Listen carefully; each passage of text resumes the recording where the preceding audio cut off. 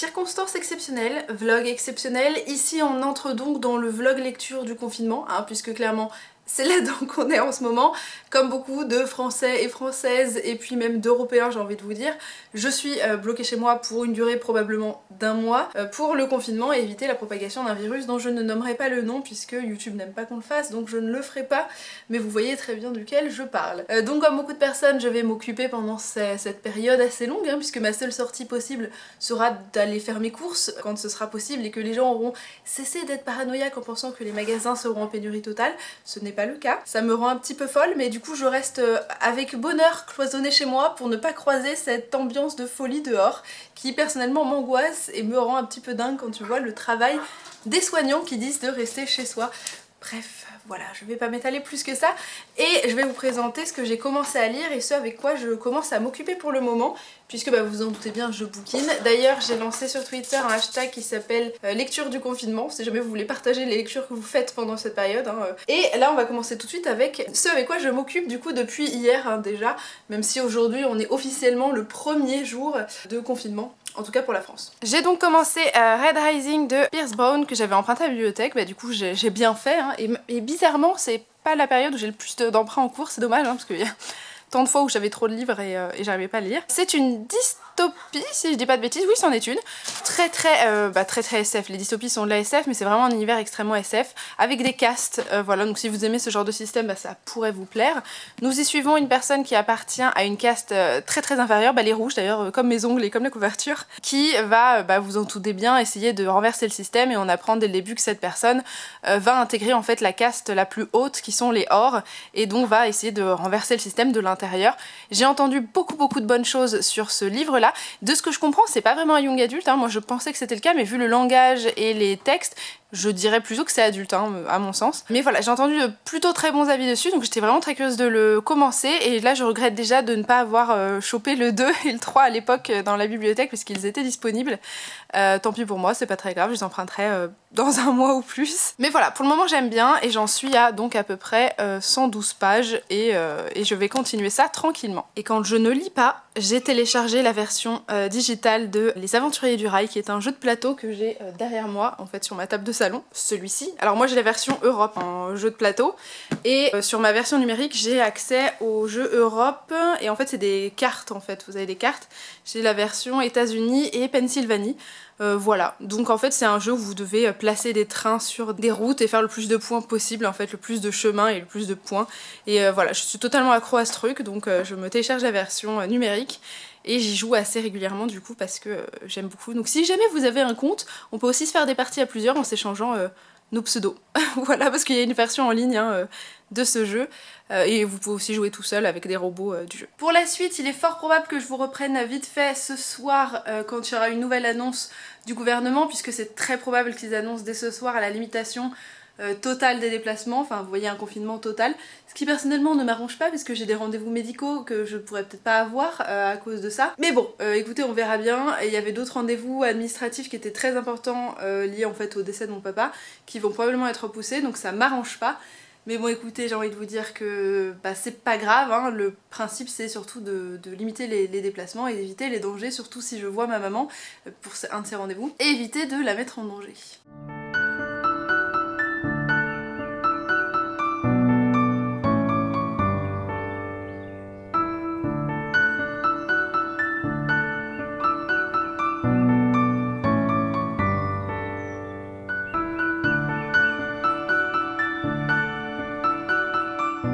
On se retrouve en ce troisième jour officiellement du confinement, sachant que en fait pour le jour 2 je ne vous ai rien filmé si ce n'est les petits morceaux de vie que vous aurez vu normalement dans les plans précédents. J'ai principalement lu hier et je pense que c'est de toute façon ce que je ferai pendant toute la durée du confinement, et comme vous le savez déjà de toute façon au moment où je poste ce vlog, ils ont annoncé 15 jours de confinement, mais on va pas se leurrer, ce sera probablement bien plus.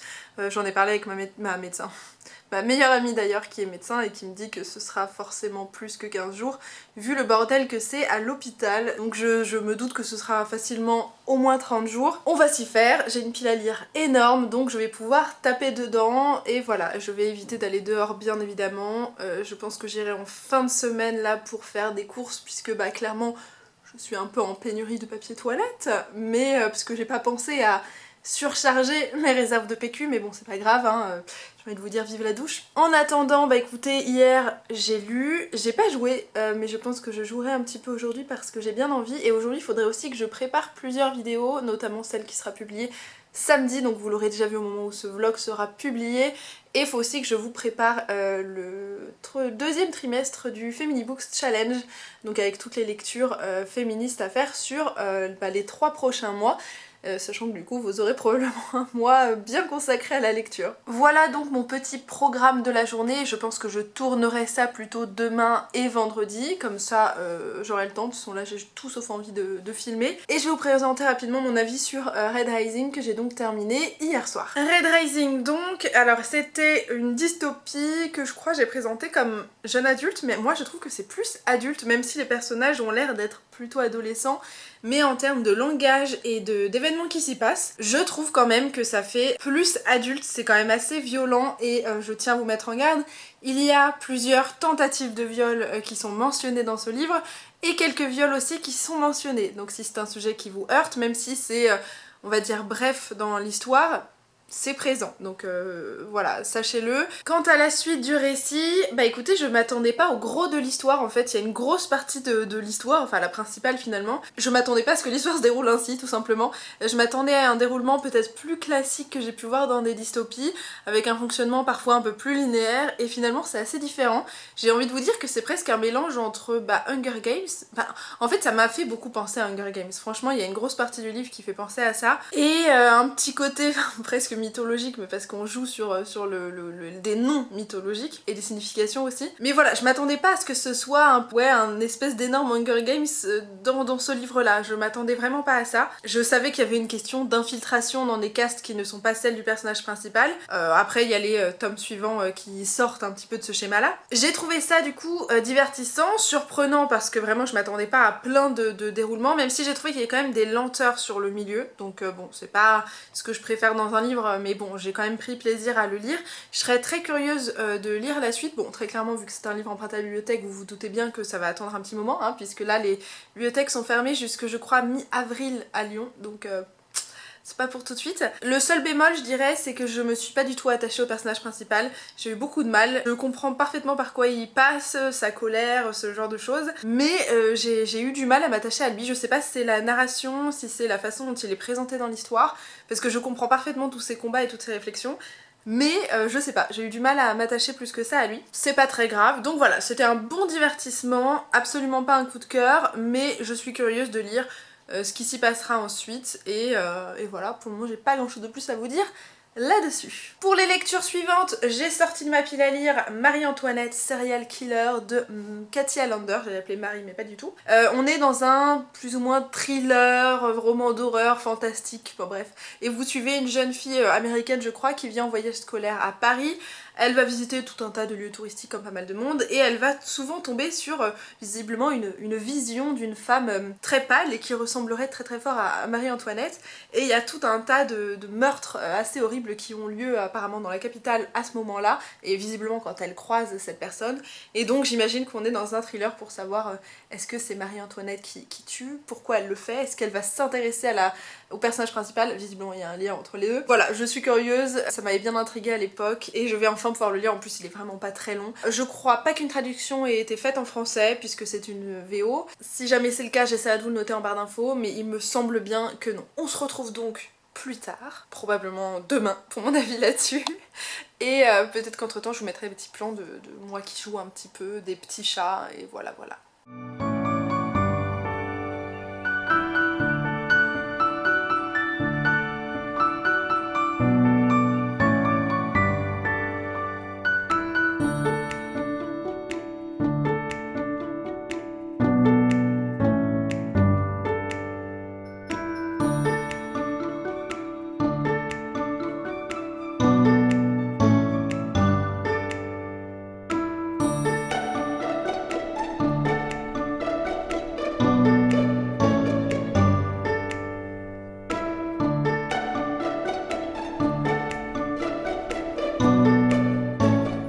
Alors, je vous retrouve le lendemain et j'ai terminé mon livre, en fait, voilà, tout ça pour dire ça.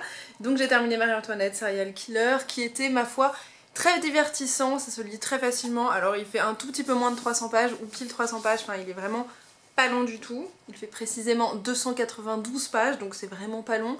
Ça se lit bien, c'est divertissant. Après, je vais pas vous mentir, c'est clairement pas une histoire de haute qualité. Ça fait bien son job en termes de divertissement et de petits événements d'épouvante plus que d'horreur, franchement. Mais après, voilà, l'histoire reste relativement cliché. Si vous cherchez une vérité historique, bien sûr que vous n'en aurez pas. Toute l'intrigue qui tourne autour de Marie-Antoinette n'a aucune réalité historique, si ce n'est l'existence de Marie-Antoinette, on va dire ça comme ça, et de sa mort. Mais pour le reste, tout est inventé. Après, ça se lit sans trop de problèmes. Après, si vous êtes très pointilleux là-dessus, potentiellement ça va vous saouler, mais je pense que de toute façon, vous n'auriez pas cherché à le lire. Après, ce qui m'a un peu saoulée, et ça m'étonne pas parce que ça reste un young adulte, écrit à une certaine période où c'était quand même des schémas assez réguliers. Vous avez un personnage qui, bon, de base, moi, ne m'intéresse pas plus que ça. Je peux pas m'y identifier, mais j'ai pas l'âge non plus. J'ai jamais non plus, en tant qu'ado, été dans ce type de cercle-là. Mais avec, vous voyez, des guéguerres de groupes d'amis et sachant que la méchante de l'histoire, un petit peu dans les amis, c'est un peu l'habitude du sexisme ordinaire qu'on voit dans la littérature avec cette femme qui est évidemment riche, superficielle, super belle, qui n'est que vanité. Elle n'existe que parce qu'elle sera au-dessus de ses amis pour sa beauté, ses fringues, sa richesse, tout ce que vous voulez. Donc ça me saoule un petit peu parce que c'est toujours ce qu'on trouve. Alors c'est pas le personnage principal, hein, c'est une des filles avec qui elle traîne.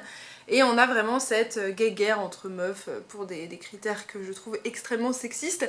Donc ça c'est un peu chiant. Ça m'a pas empêché de lire le livre non plus. J'aurais bien aimé que ça ne soit pas là, mais ça c'est présent et ça l'est tout au long de l'histoire. Donc c'est très cliché et assez sexiste hein, en termes de fond au niveau de ce personnage. Donc voilà, sachez-le, si vous n'aimez pas ça, ça va vous gonfler parce que clairement c'est là tout le temps.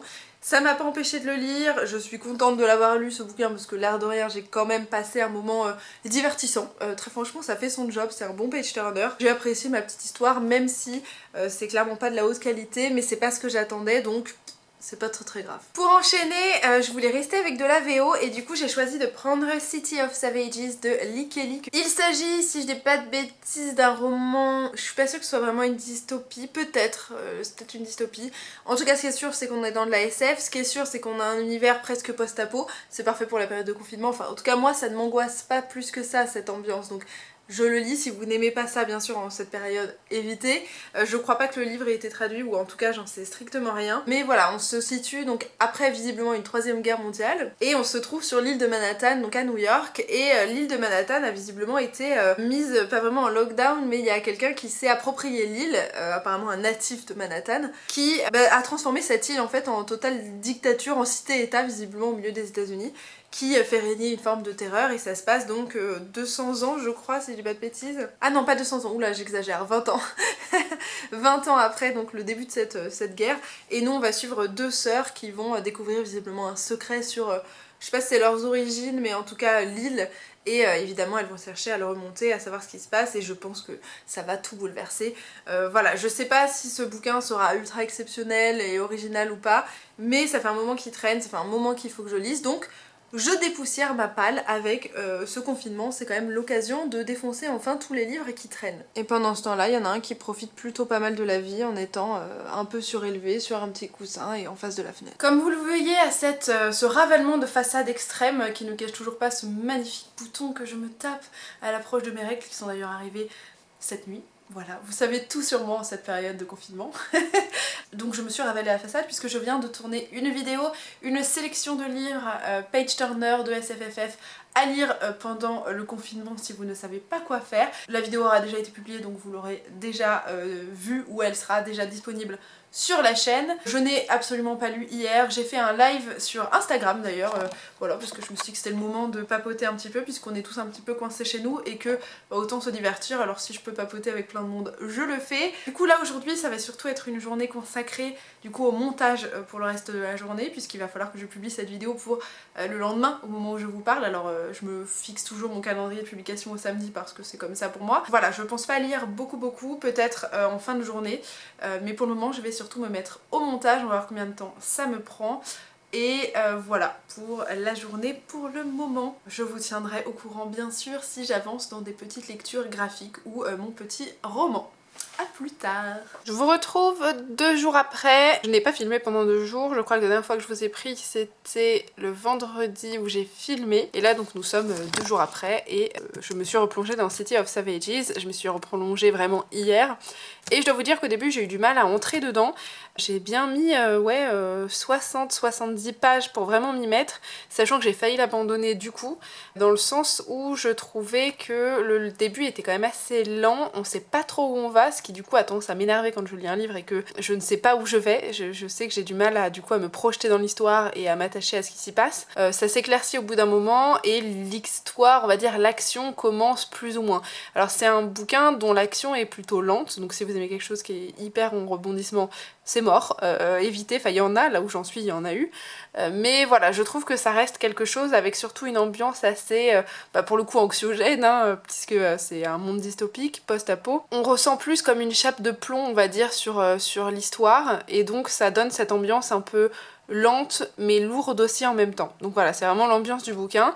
Pour le moment c'est bon, j'accroche bien à l'histoire, il n'y a pas de souci, ça y est, je suis rentrée dedans. Je suis à un peu plus de la moitié. Et je vais vous refaire vite fait un résumé du truc parce que du coup c'était pas très clair, mais en fait Manhattan est devenue une prison à ciel ouvert en fait. Il y a eu en fait une 3e guerre mondiale. Toute l'île de Manhattan est devenue en fait une prison à ciel ouvert et les gens sont prisonniers dessus. On se retrouve 20 ans plus tard. C'est toujours une prison à ciel ouvert avec des prisonniers de guerre en fait dessus qui sont gouvernés par une personne qui a été nommée par l'ennemi comme gardienne en fait de cette prison et qui fait un peu sa loi. Et donc nous en fait on suit toute une famille, donc 2 sœurs et leur mère qui sont laissées sur cette île de Manhattan, donc réinventée, et qui se démerdent dans cette nouvelle vie. Évidemment, il va y avoir des révélations sur l'histoire de leur famille, sur l'île et ainsi de suite. Bon, je vous en dis pas plus, mais voilà. Donc maintenant, c'est bon, j'accroche, mais voilà, je retenais à faire cette petite mise au point, et je pense que dans le prochain plan, je vous dirai juste ce que j'en ai pensé. On verra si j'arrive à le terminer aujourd'hui, c'est pas dit, on verra bien.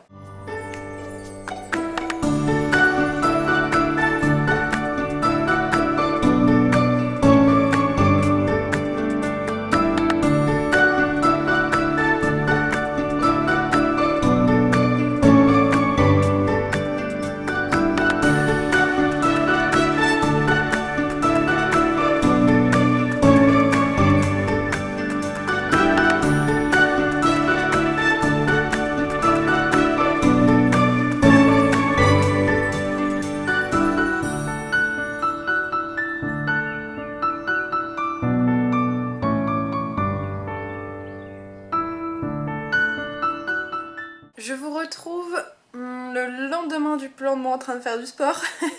On est le mardi, donc ça fait officiellement 8 jours pour la plupart des gens que le confinement a commencé. Mais vu que moi j'ai été confinée dès on va dire dimanche matin, puisque j'ai dû sortir le dimanche matin faire des courses de dernière minute, ça fait un petit peu plus longtemps. Hier j'ai terminé mon 3e livre du confinement, donc qui était City of Savages. Le voilà, mais vous l'aviez déjà vu dans les plans précédents, donc c'est pas une surprise. Bah écoutez, j'ai passé un bon moment. Comme je vous l'ai dit, j'ai failli l'abandonner au départ parce que c'était assez lent comme rythme et on savait pas où on allait, et c'est le genre de choses qui m'énerve un petit peu dans les bouquins. Je me suis prise au jeu vraiment de l'histoire. Elle m'a emmenée dans des arcs narratifs auxquels je m'attendais absolument pas à trouver. Franchement, il y a des choses que je pensais pas voir, d'autres choses qui sont quand même assez visibles et qu'on peut deviner, je trouve, assez vite, qui sont pas forcément des facilités scénaristiques pour ça, mais qui sont des arcs narratifs quand même relativement connus. Donc bon, on va dire que c'est pas parfait sur tous les plans, enfin de toute façon ce livre n'est pas parfait. Il y a quelques facilités scénaristiques, surtout sur la fin je trouve. Et on a quand même des personnages qui sont relativement clichés auxquels moi j'ai absolument pas pu m'identifier. Très clairement, ce sont 2 sœurs qui sont vraiment clichés dans la construction, parce que vous en avez une qui est un peu naïve, un peu l'intellectuelle, vous savez, qui arrive pas à se placer comme les autres, et puis celle qui est conçue pour le monde dans lequel elle est née finalement, qui est un petit peu badass, qui est casse-cou, qui se laisse pas faire, et vous avez ces 2 personnages assez opposés, mais qui sont quand même, je trouve, assez stéréotypés. Donc bon, très clairement, faut passer au-delà de ça, sinon c'est pas possible d'avancer dans l'histoire parce que ça l'est vraiment. Vous avez un petit peu un love at first sight, vous savez, la personne qui tombe amoureuse à peine après avoir vu une personne. Donc ça c'est un peu saoulant. Je suis passée au-delà de ça parce que bon, fallait bien, sinon je n'avançais pas dans l'histoire. Au final, j'ai passé un bon moment avec ce récit, mais voilà, il a vraiment ses défauts, il a vraiment ses bémols, mais il fait le taf pour un bouquin divertissant, et il a une bonne ambiance, je trouve, assez pesante et anxiogène hein, dans la situation dans laquelle on peut se trouver, mais qui fait bien le taf pour le coup, et qui est bien construite, je trouve, donc si c'est ce qu'on recherche comme ambiance, ça fait le job. Je vais changer de bras parce que j'ai mal à cause de mon sport d'hier. J'ai des courbatures juste là dans les épaules là et le haut des bras. Parce que faire le chien tête en bas au body balance, quand on n'a pas fait depuis une semaine, 2 semaines, et ben ton corps oublie très très vite. Pour enchaîner dans le confinement, j'ai choisi de prendre Cimetière de Stephen King parce que ça fait un moment qu'il traîne dans ma pile à lire. Ça faisait plusieurs Pumpkin Autumn Challenge que je voulais lire et que je ne le faisais pas. C'est clairement pas la circonstance, mais écoutez, j'ai pas décidé de faire des lectures spécifiques liées au sujet. Au moment, je prends ce qui m'inspire et auquel cas, c'est Cimetière qui est donc un roman fantastique hein, de ce que j'ai compris, enfin on est souvent là-dedans, plutôt horrifique des retours qu'on en a fait, puisque la plupart des gens ont eu l'air d'être traumatisés par ce livre. Tout ce que je sais, c'est qu'au début de l'histoire, on va suivre une famille qui s'installe dans une petite ville des États-Unis. Ils ont, donc c'est un homme et une femme, et ils ont 2 enfants, une petite fille et un garçon. Ils ont un chat, voilà, et ils vont découvrir qu'il y a un cimetière des animaux pas loin de chez eux, et là, le papa vient d'avoir affaire à une affaire assez spéciale liée à la mort de quelqu'un, d'un être humain. Voilà, j'en sais pas plus, c'est juste que beaucoup de gens ont été traumatisés et on verra bien ce que ça donne au fur et à mesure de ma lecture et je vous parle d'animaux. Et pendant ce temps-là, qui est-ce qui déboule? La petite Loca. Oh. Voilà, je vous tiens au courant de l'avancée de Cimetière. Je vais sans doute cet après-midi jouer un petit peu parce que j'ai envie de jouer aux Aventuriers du Rail. Il va falloir que je prépare la vidéo pour le Family Books Challenge du 2e trimestre. Parce qu'il faut absolument que je la tourne demain pour vous présenter ça rapidement. Voilà, vous l'aurez eu de toute façon au moment où ce vlog sera publié normalement.